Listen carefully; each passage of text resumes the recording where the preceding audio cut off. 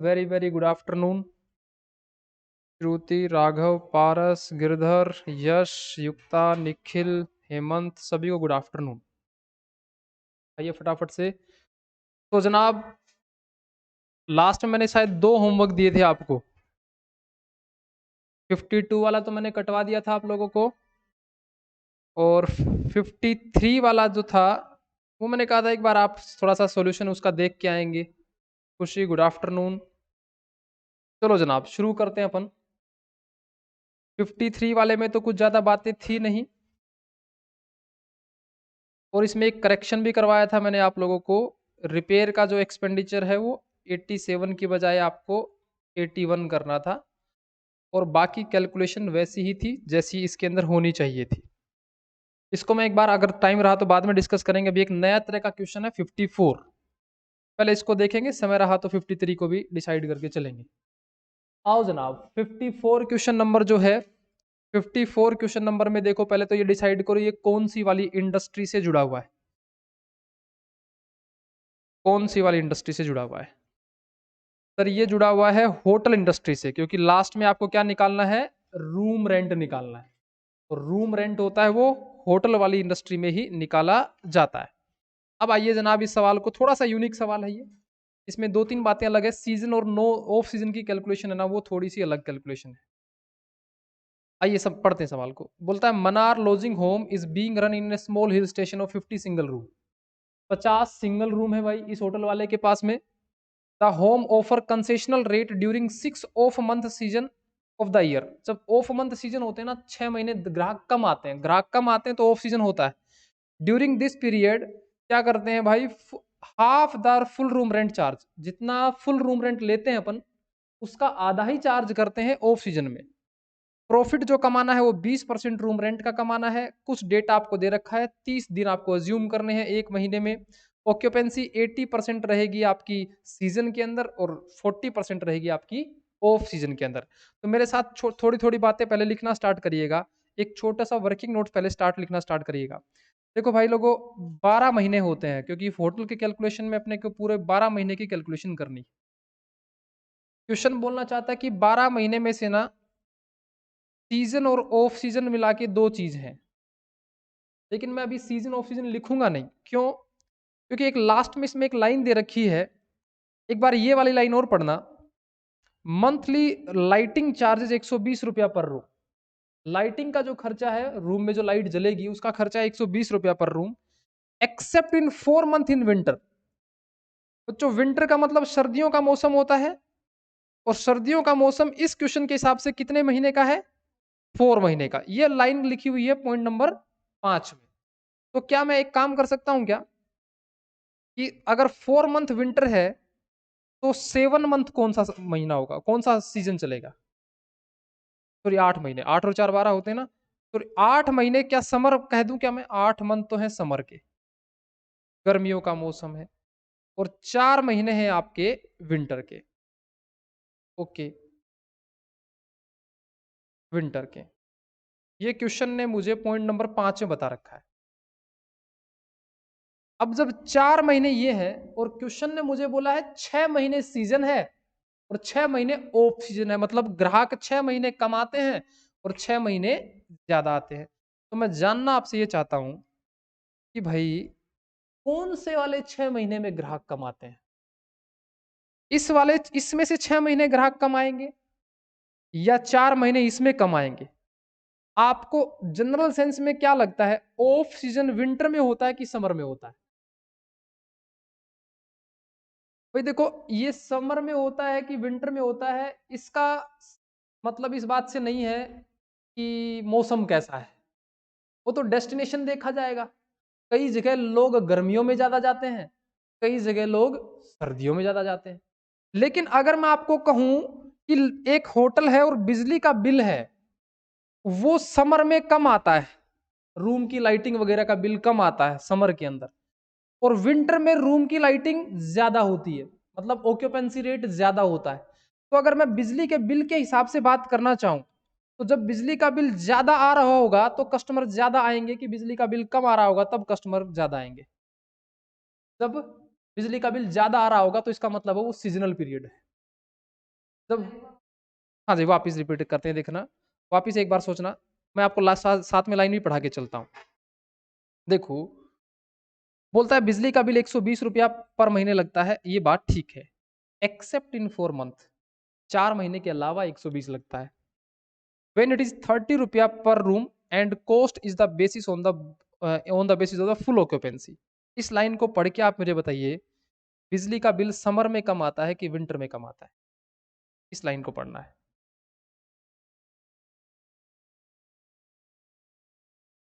इस लाइन को पढ़िए आराम, सब लोग पढ़ेंगे इस लाइन को। देखो, थोड़ी सी लो की लैंग्वेज लिखी हुई है। 120 रुपया पर रूम का बिजली का बिल आता है, लेकिन 120 रुपया accept in winter, accept in 4 month in winter. इसका मतलब समर में ज्यादा बिजली का बिल आता है, और इन 4 महीने में बिजली का बिल कितना आता है? 30 रुपया। तो इसका मतलब विंटर में बिजली का बिल आता है बच्चों कम। तो कम क्यों आता है? क्योंकि कस्टमर भी आते हैं कम, हेंस ऑफ सीजन जो है, क्या वो विंटर नहीं हो गया है?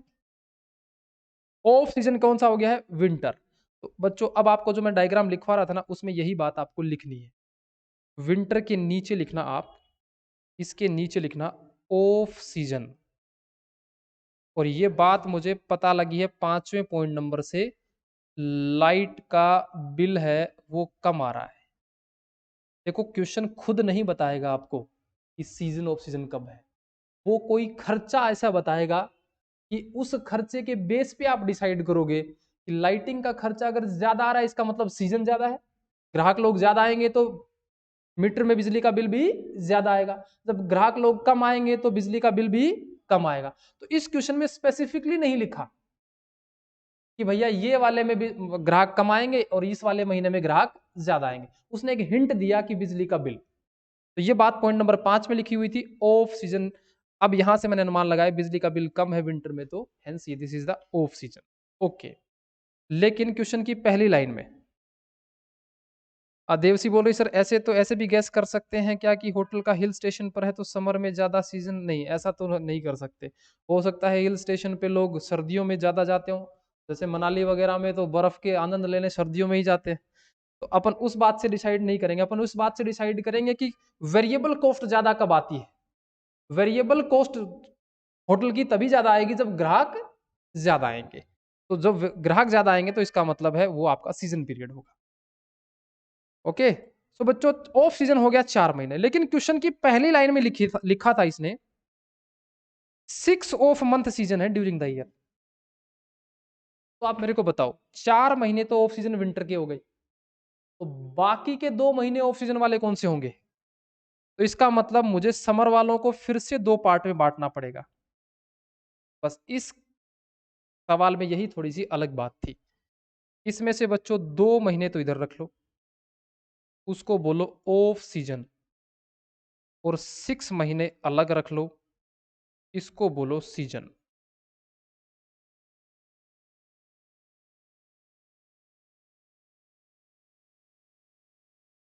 Okay, this is my balancing figure 6 month. बस अब ये सवाल इजी हो जाए, अब ये सवाल इजी रहेगा। ओके जनाब, अब बताओ होटल के केस में आपको कौन कौन सी पहली कैलकुलेशन कौन सी करनी होती थी? रूम डेज की। तो आइए बच्चों, सबसे पहले कैलकुलेशन करते हैं हम room days. Room days, room days की कैलकुलेशन। अब रूम डेज में आते हैं जनाब। तो सबसे पहले रूम डेज पता करते हैं समर के अंदर, और समर में भी दो, एक सीजन, एक ऑफ सीजन। फिर हम कैलकुलेशन करेंगे विंटर की, और विंटर में एक ही है, ऑफ सीजन। आइए इन सब की कैलकुलेशन मुझे करवाइए। क्वेश्चन ने बोला है हमारे पास में 50 सिंगल रूम है, मल्टीप्लाई 30 दिन एक महीने में होटल खुला रहेगा, लेकिन ऑक्यूपेंसी सीजन में 80% ही आएगी, भरे रहेंगे 80%। और सीजन का जो महीना है, कितने महीने ऐसा प्रोग्राम चलेगा, 6 मंथ। तो कैलकुलेटर होगा आपके पास में, जरा उसको खोलिए और उसके ऊपर थोड़ा सा डेटा लिख के बताइए। 7,200, वेरी गुड, 7,200, वेरी गुड खुशी। इसी प्रकार बच्चों ऑफ सीजन में भी हमारे पास 85 रूम है, 30 दिन होटल खुला रहेगा, लेकिन ऑफ सीजन में ग्राहक लोग है ना वो 40% ही आएंगे, और ये प्रोग्राम 2 महीने के लिए चलेगा। ये आ जाएगा आपका 1200।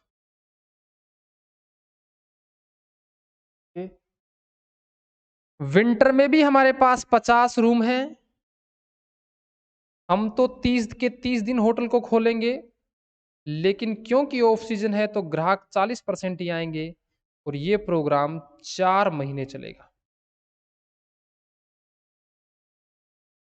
24। तो बताइए पूरे साल में किराया कितनी बार मिलेगा, टोटल रूम डेज पूरे साल में किराया मिलेगा अपने को 10,800 बार किराया मिलेगा। डन यहां तक। अब दूसरा स्टेप क्या करना होता था, ऑपरेटिंग कॉस्ट शीट। तो एक फॉर्मेट बना लो कॉपी के अंदर, ऑपरेटिंग कॉस्ट शीट का।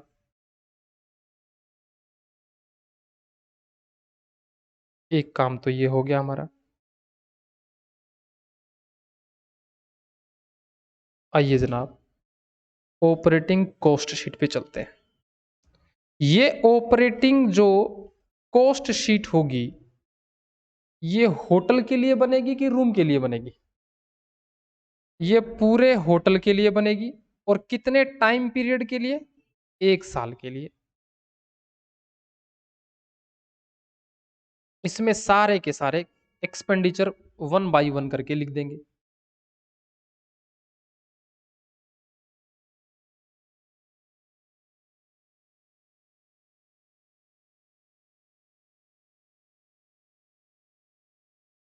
आइए जनाब सबसे पहले पर्टिकुलर्स एंड अमाउंट, एक एक करके पूरे साल के खर्चे लिखने हैं। पहला एक्सपेंडिचर चेक करते हैं, स्टाफ सैलरी। तो यहां पे लिखो बच्चों, स्टाफ सैलरी पूरे साल की होनी चाहिए 2,75,000। उसके बाद हमारे होटल में कुछ रिपेयर का काम भी चलता रहता है, 1,30,500 रुपये। फिर कपड़े वगैरह धुलवाई करते हैं,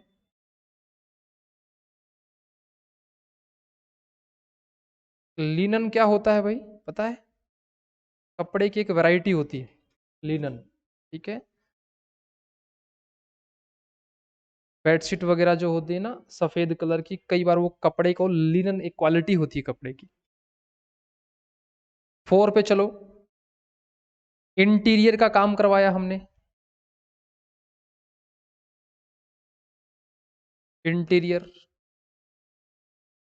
87,500। उसके अलावा सन्ड्री एक्सपेंसेस का मतलब है अन्य छोटे मोटे खर्चे, 95,400। ये एक्सपेंडिचर तो क्वेश्चन वाले ने ही दे रखे थे, हमने चिपका दिए। अब आगे जो चल रहे हैं वो देखना आप, एनुअल डेप्रीशिएशन। पूरे साल का डेप्रीशिएशन है ना वो प्रोवाइड करवाया जाएगा 5% बिल्डिंग पे और 15% फर्नीचर एंड इक्विपमेंट पे। लेकिन ये बिल्डिंग और इक्विपमेंट है कितने रुपए के, तो ये लास्ट में बता रखा है कि टोटल होटल हमारा 100 लाख रुपए का बना है, जिसमें से 80 लाख तो बिल्डिंग के हैं और बैलेंस है फर्नीचर एंड इक्विपमेंट के। तो बच्चों यहाँ पे आप 6 नंबर पे लिखो डेप्रीशिएशन। डेप्रीशिएशन में दो बातें लिखनी है आपको, एक तो 80 लैक्स का लिखना है 5%, और दूसरा आपको लिखना है 20 लैक्स का 15। हाँ तो 8×45 4 लाख रुपए तो बच्चों ये हो गए हैं, और 15×2 = 30, 3 लाख रुपए आपके ये हो गए। ये हमारा डेप्रिसिएशन यहां तक आ गया है।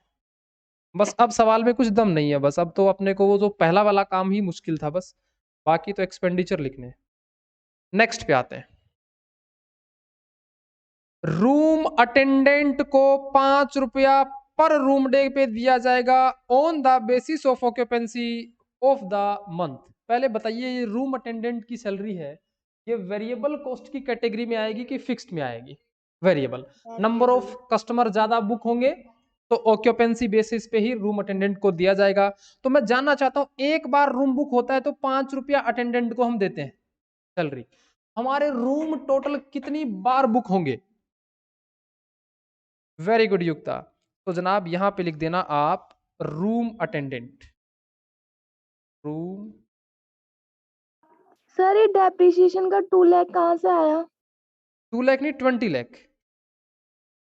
देखो कहां से आया, क्योंकि होटल पूरा 100 लाख रुपए का, अपना 100 लाख रुपए का होटल है, लेकिन इसमें से बिल्डिंग है होटल की 80 लाख रुपए की, और फर्नीचर है अपना रिमेनिंग 20 लाख। भाई आपको ये बता दिया कि होटल 100 लाख का है, 80 लाख की बिल्डिंग है, और बैलेंसिंग फिगर है वो फर्नीचर है। वो क्वेश्चन ने बताया बैलेंस ऑफ द फर्नीचर, तो 20 लाख रुपए है वो फर्नीचर से कनेक्टेड है। तो एक तो बिल्डिंग का डेप्रिसिएशन लिखना पड़ेगा, और एक अपने को फर्नीचर का डेप्रिसिएशन। ओके, आइए जनाब वापिस आइएगा। एक बार रूम बुक होने का 5 रुपया देते हैं बच्चों, तो 5 रुपया एक बार का बुक होने का, और बुक हमारा रूम होता है 54,000 आया क्या एग्जैक्टली, 10,800 बार हम इसको ये पैसा देंगे। तो जनाब ये आ गया आपका 54,000। Very good, 54,000। आगे चलती है, यहां पे आ जाओ भाई। मंथली लाइटिंग चार्जेस 120 रुपया पर रूम। बच्चों अगर यहीं तक की लाइन पढ़ू मैं, मंथली लाइटिंग चार्जेस 120 रुपया पर रूम, एक रूम का एक महीने का बिजली का बिल कितना आएगा? 120। अगर यहीं तक की लाइन पढ़ूं तो बताइए लाइटिंग चार्ज फिक्स कॉस्ट की कैटेगरी में आएगा कि वेरिएबल कॉस्ट की कैटेगरी में आएगा? अगर यहीं तक की लाइन पढ़ूं तो मैं, तो फिक्स सर ये कॉस्ट। फिक्स्ड कॉस्ट की कैटेगरी में आएगा, क्योंकि ये मंथली खर्चा जो टाइम बेसिस पे खर्चा होता है उसको अपन क्या बोलते हैं? Fixed cost. लेकिन क्वेश्चन ने आगे बोला ये 120 रुपया ऐसा कैलकुलेट नहीं किया गया है, ये 120 रुपया कैलकुलेट किया गया है on the basis of full occupancy of the month. Full occupancy मतलब अगर वो 30 के 30 दिन बढ़ा रहे तो ही 120 आएगा, अगर 30 दिन से कम बढ़ा रहा है तो 120 बिजली का बिल नहीं आएगा। हेंस क्या मैं ऐसे बोल सकता हूं क्या कि लाइटिंग एक्सपेंस है ना, ये फिक्स्ड कॉस्ट नहीं है, this is my variable cost, क्योंकि this is based on occupancy. अगर ऑक्यूपेंसी के ऊपर बेस्ड नहीं होता तो फिर इसको मैं फिक्स्ड कॉस्ट की कैटेगरी में रख देता। अब मैं जानना चाहता हूं बच्चों, समर के अंदर तो 120 रुपया आएगा बिजली का बिल, और विंटर के अंदर बिजली का बिल आएगा 30 रुपया। तो समर और विंटर की कैलकुलेशन मुझे अलग करनी है। तो आइए बच्चों, अब यहां पे आपको लिखना है लाइटिंग चार्जेस। नंबर 8,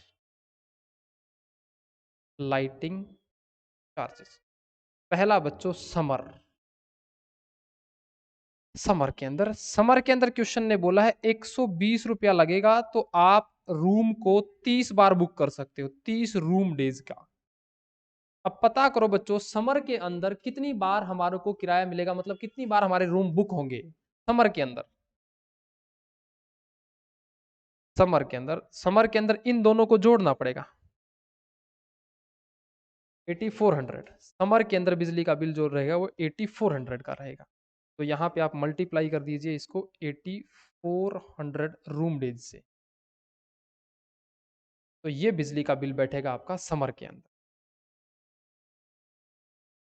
हाँ जी, 30 रूम डेज लिखा, 33,600 रुपये। लेकिन विंटर के अंदर कम ग्राहक आते हैं, तो 30 रुपए में ही काम चल जाता है। 30 रुपए लगते हैं 30 बार रूम बुक होने के। पता करो बच्चों, विंटर में हमारे रूम कितनी बार बुक होंगे? 2400 बार बुक। तो विंटर में बिजली का बिल कम आएगा, विंटर में आएगा भाई 2400 ही आएगा, एक दिन का 1 रुपया। ओके ओके, चलिए जनाब, यहां तक बात कंप्लीट हो गई। और कोई खर्चा बचा है क्या? बस हो गए सारे एक्सपेंडिचर।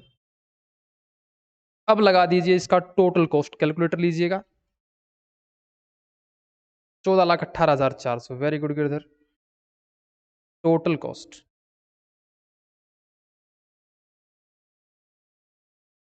Total cost 14,18,400।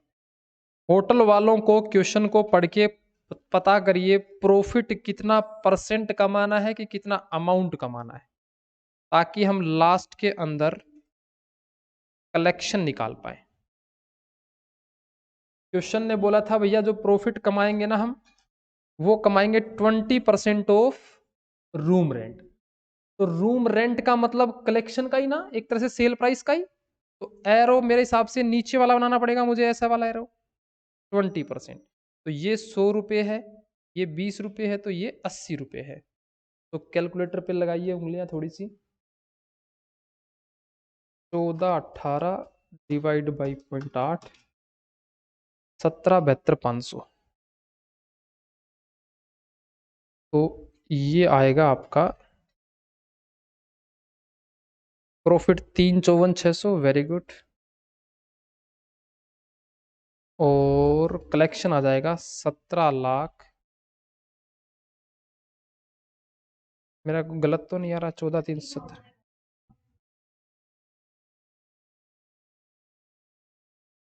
14,18,400, 14,18,400 डिवाइड 0.8, 73 है ना? 73,000। लीजिए जनाब, यहां तक हमको टोटल आ गया कलेक्शन। लेकिन क्वेश्चन ने हमसे पूछा था कि रूम एक बार बुक होगा तो कितना पैसा लोगे सीजन और ऑफ सीजन में। तो आइए बच्चों, अब एक लास्ट कैलकुलेशन और करनी, फिर सवाल हमारा खत्म हो जाएगा। लास्ट करना, let room rent per day in season. Room तो एक ही है, in season end of season. तो अब क्वेश्चन को पढ़ के बताइए एक्स रुपया कौन से वाले में माने। This is the question. इस लाइन को पढ़ के बताना है आपको। Home offer concessional rate during 6 off month season, इस लाइन को पढ़ के बताना है। Half the room rent is charged. कौन से वाले को माने भाई एक्स रुपया? ऑफर कंसेशनल ऑफ सीजन में किराया आधा रहेगा। इसका मतलब अगर मैं 100 रुपया लेता हूं सीजन में, तो 50 रुपया लूंगा मैं ऑफ सीजन में। तो एक्स रुपया ये मानना पड़ेगा और इसको मानना पड़ेगा 0.5x। तो सीजन को एक्स मानिए। सीजन में अगर तुम एक्स रुपया लोगे तो यहां पे आधा ही लोगे, एक्स डिवाइड बाई 2, मतलब 0.5x रुपए का नोट ही आप लेंगे। एक्स रुपए का नोट कितनी बार मिलेगा? तो बच्चों इसी के नीचे आपको लिखना पड़ेगा टोटल कलेक्शन। एक्स रुपया मिलेगा सीजन के अंदर, सीजन के अंदर सीजन का 7,200 था, 7,200x। और बच्चों 0.5x रुपया कितनी बार मिलेगा? 3,600। तो ये आ गया 1,800x। तो टोटल कलेक्शन कितना हो गया? 9,000x। इक्वेशन बना दो बच्चों। 9,000x रुपया होगा ना, वो 17,73,000 के बराबर होगा। तो x के बराबर कितना रुपया लोगे आप? 190 पॉइंट्स में भी आ रहा है क्या कुछ? एग्जैक्ट 197। तो बता दो यहां पे रूम रेंट जो है सीजन में तो लेंगे 197, और ऑफ सीजन में बच्चों इसका आधा कर दो, 98.5। 5, इसका 50% ही लेंगे। तो यहां पे आके ये सवाल हो जाता है कंप्लीट। इसमें बस एक दो बातें थी, एक तो लाइटिंग का खर्चा और दूसरा सीजन ऑफ सीजन क्वेश्चन ने डायरेक्टली नहीं बता रखा, वो आपको एक हिंट दे रखी है कि बिजली का बिल कहाँ कम और कहाँ ज्यादा आता है, और वो ऑक्यूपेंसी भी बता रखी थी, क्योंकि बिजली का बिल है वो ऑक्यूपेंसी पे बेस्ड था। तो हमने कहा भाई जहां पे ऑक्यूपेंसी कम होती है मतलब ऑफ सीजन है, जहां पे ऑक्यूपेंसी ज्यादा होती है मतलब सीजन है। ठीक है, तो ये क्वेश्चन हमारा यहाँ पे आके हो जाता है खत्म। चलो जनाब, अब एक लास्ट क्वेश्चन और, थोड़ा सा समय बच गया है। एक हॉस्पिटल वाला क्वेश्चन और है जो मैंने आपको होमवर्क करने को दिया था, एक बार उसको और देख लेते हैं। लास्ट क्वेश्चन होगा हमारा वो। सबका नोट हो गया भाई? यहां तक चल सकते हैं आगे? Online party? Yes sir. Okay okay, Shruti Mickey, चलिए जनाब, अनीता, हेमंत, बढ़िया, यश, डन। ठीक है जी। आइए बच्चों, एक लास्ट क्वेश्चन और है इस चैप्टर का, अंतिम सांसें गिन रहा है चैप्टर अपनी। This is the 53 last question of this chapter. इस क्वेश्चन में ना एक दो बातें एडिशनल पूछी गई हैं जो इस चैप्टर से कनेक्टेड नहीं, जैसे कि इसमें एक ब्रेक इवन पॉइंट पूछा गया है, उसके बारे में मार्जिनल कॉस्टिंग में एक चैप्टर आएगा। अभी बस जो सीखा है बस उतना ही बढ़ाइए। एक हॉस्पिटल है, क्रिटिकल केयर सीसीयू यूनिट चलाता है on A hired building, building किराए पे लेके हॉस्पिटल खोल लिया। इसके अंदर 35 बेड है और 5 extra bed can be added if required. हमारे पास जगह तो 40 बेड रखने की है, लेकिन हमने मार्केट से खरीद के लाए हैं अपन 35 बेड ही, 5 bed can be added if required. ठीक है भाई। रेंट है पूरी बिल्डिंग का 75 पर मंथ, तो क्या ये फिक्स्ड कॉस्ट हो गई? ओके। सुपरवाइजर रख रखे हैं 2 पर्सन, 25,000 रुपए की सैलरी देते हैं बच्चों, क्या ये भी फिक्स्ड कॉस्ट हो गई? जी हाँ। और नर्स भी रख रखी है 4, उनको भी सैलरी देते हैं, ये भी कौन सी कॉस्ट हो गई? फिक्स्ड कॉस्ट हो गई। वार्ड बॉय रख रखे हैं, ये भी मंथली बेसिस पे हैं, तो ये भी फिक्स्ड। ऐसा तो नहीं है ना कि कस्टमर अगर मतलब पेशेंट ज्यादा आएंगे तो नर्स की सैलरी भी ज्यादा देनी पड़ेगी, ऐसा तो नहीं है ना? अगर ऐसा नहीं है तो इसका मतलब ये खर्चे फिक्स्ड खर्चे हैं। ओहो, ये लाइन पढ़ो भाई। डॉक्टर वर पेड 2,50,000 रुपए पर मंथ। अगर यहीं तक पढ़ूं तो क्या ये फिक्स्ड कॉस्ट है? जी हाँ। अभी आगे पूरी लाइन नहीं पढ़ी हमने। ये 2.5 लाख रुपए पर मंथ जो निकाले गए हैं on the basis of number of patient attendant and the time spent by them, तो कौन सा एक्सपेंडिचर हो गया? ये वेरिएबल हो गया क्या? मेरे को मजा नहीं आया, वेरिएबल कैसे हो गया? ये 2.5 लाख रुपए तो मंथली है, तो फिक्स होना चाहिए इस हिसाब से तो।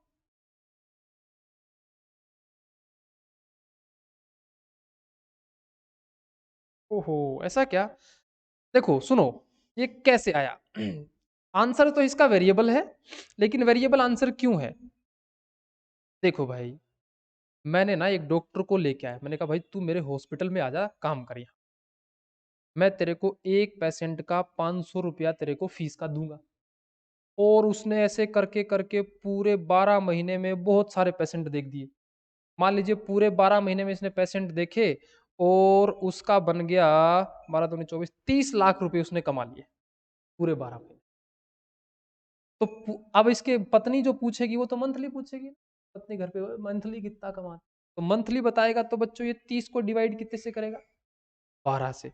तो ये 30 लाख के पैकेज को 12 से जब डिवाइड करवाएगा तो मंथली मेरे हिसाब से 2.5 लाख पड़ जाएगा।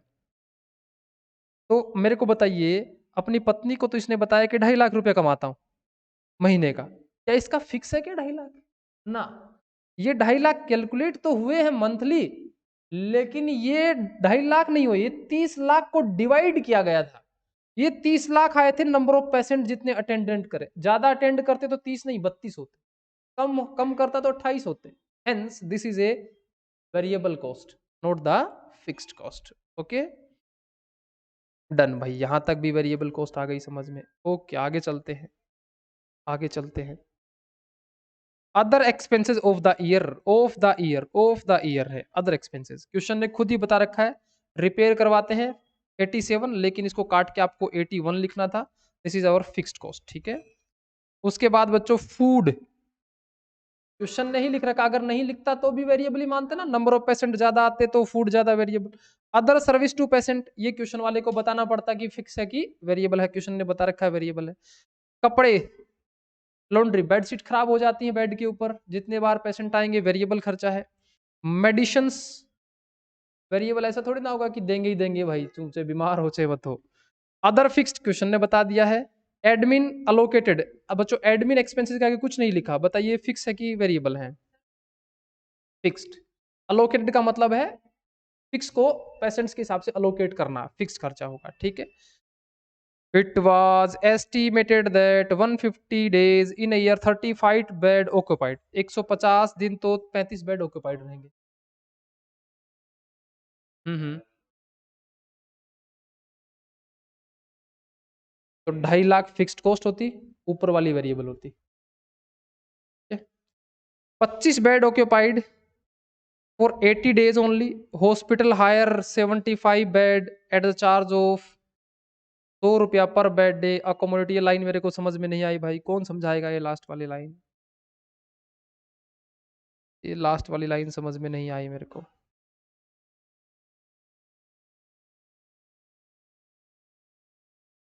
हम्म।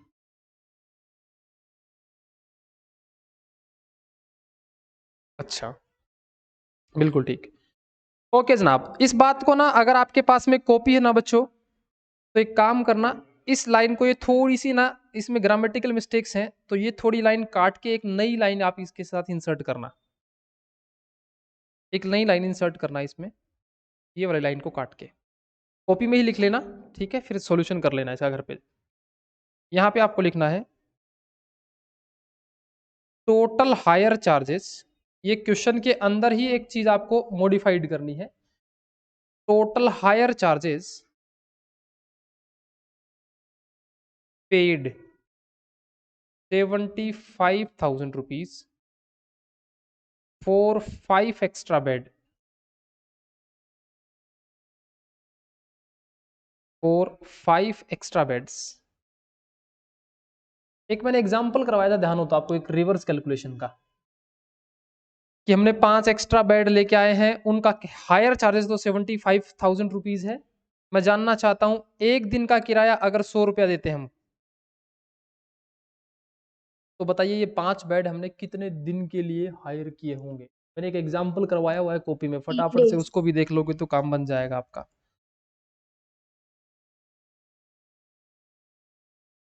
ठीक है, एक एग्जाम्पल करवाया हुआ है। तो इस केस में बच्चों 15 नहीं आएगा, 125 के आसपास आंसर आएगा इसका शायद, 150, सॉरी, हाँ 150 राघव, वेरी गुड। ठीक है, 150 दिन के लिए हम 5 बेड हायर करके लाए। क्वेश्चन ने बोला कैलकुलेट करिए profit per patient day if the hospital recover an average 2,000 रुपए per day from the each patient, find out the break even point. तो सबसे पहली कैलकुलेशन क्या करेंगे? बेड डेज, कितनी बार बेड अपने बुक होंगे, तो लिखिएगा कॉपी के अंदर bed days. Operating cost sheet तक मैं बनवा दूंगा, फिर आपको आधा सॉल्यूशन आप घर पे कर लेना 53 में। बेड डेज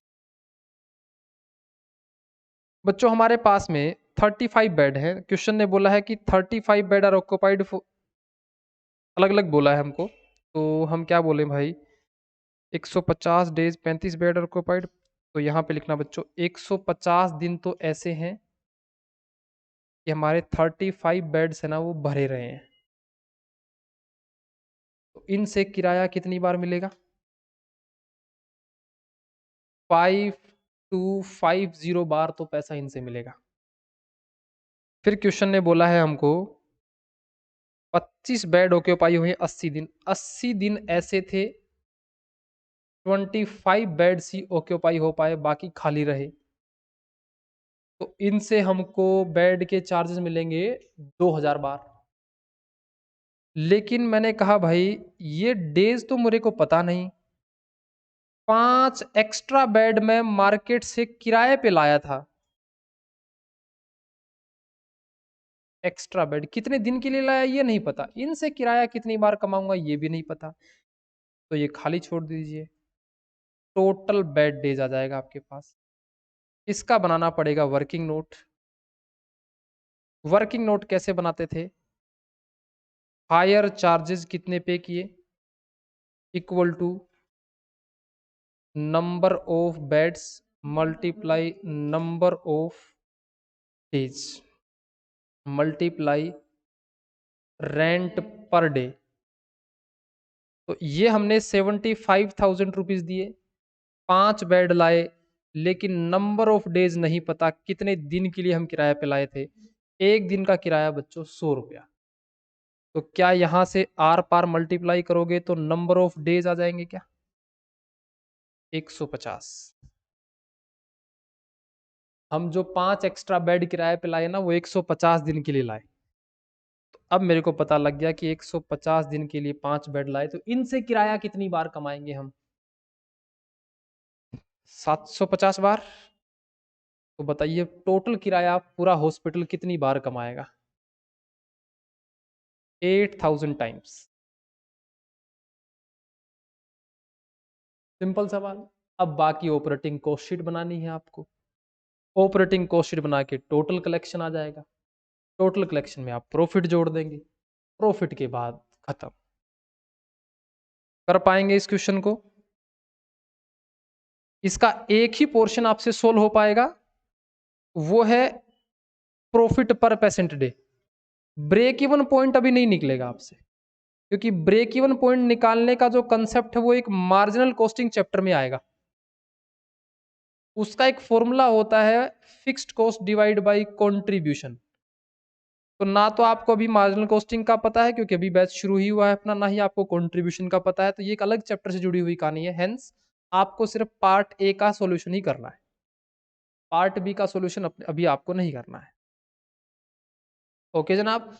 तो अब आपको घर पे जाके आज क्या करना है, इसका एक तो आपको ऑपरेटिंग कॉस्ट शीट बनानी है, और लास्ट में आपको बताना है एक पेशेंट एक बार हमारे हॉस्पिटल में आता है तो हम कितना रुपया प्रॉफिट कमाते हैं। तो आप जब कैलकुलेट करेंगे ना तो कुछ ऐसी शीट बनाएंगे आप, और उसमें जो टोटल प्रॉफिट आएगा ना वो ये आएगा, और उसको आप जब डिवाइड कर देंगे ना टोटल पेशेंट डे से, तो प्रॉफिट पर पेशेंट डे आ जाएगा आपका। इसको डिवाइड कर देंगे 8000 से तो पर पेशेंट प्रॉफिट।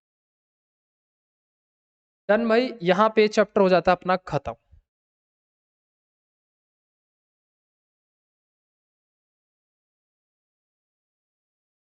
ये तो कंट्रीब्यूशन निकाला हुआ है, इसको मत करना आप, ये तो ब्रेक इवन पॉइंट के लिए बोल रहा है। आप तो इसका जो सॉल्यूशन आएगा ना वो आएगा 55,34,000 डिवाइड बाई 8000। ये लो सुना, ये आपका आंसर आ गया 55,34 डिवाइड बाई 8000, 691.75। एक कस्टमर एक बार आपका बेड ऑक्युपाई कर लेता है तो हॉस्पिटल को 691.75 का फायदा होता है। ओके, इसने सेल्स क्वेश्चन में ही दे रखी है, एक बेड के जो हायर चार्जेस ना वो क्वेश्चन नहीं दे रखे हैं। देखो ये रहा कि हम एक बार बेड भरता है ना तो हम बेड के कितने रुपए लेते हैं, 2000 रुपए लेते हैं। तो 2000 रुपए में हमारे बचते कितने हैं, हमारे बचते हैं 691.75, बाकी तो खर्चा हो ही जाता है। ठीक है, तो यहां तक अपने सारे क्वेश्चन यहां तक सोल्व हो चुके हैं। Now this chapter is completed. Okay, so इसके अंदर बहुत सिंपल सिंपल सी बातें थी। अब इसके कुछ पास्ट ईयर के पेपर जब आप करेंगे तो उसमें कुछ पिकनिक के सवाल मिलेंगे आपको, पिकनिक लेके जाएंगे। कुछ सिनेमा टिकट के तो नहीं है अपने यहाँ पे क्वेश्चन, और टोल टैक्स के भी नहीं है। एक इलेक्ट्रिसिटी कंपनी का क्वेश्चन मिलेगा, बस। कैलकुलेशन सब में यही रहेंगी, प्लस माइनस जोड़ घटा गुना भाग। ओके जनाब, तो थैंक यू वेरी मच भाई, कल मिलते हैं आपसे नए चैप्टर के साथ। ओके, या एक दो थोड़ा सा एक्स्ट्रा क्वेश्चन करेंगे कल, पास्ट ईयर के पेपर हैं वो भी दिखाएंगे आपको कल, फिर उसके बाद नया चैप्टर स्टार्ट करेंगे। Okay ji, thank you very much. अभी 2-5 मिनट के बाद लो की क्लास होगी।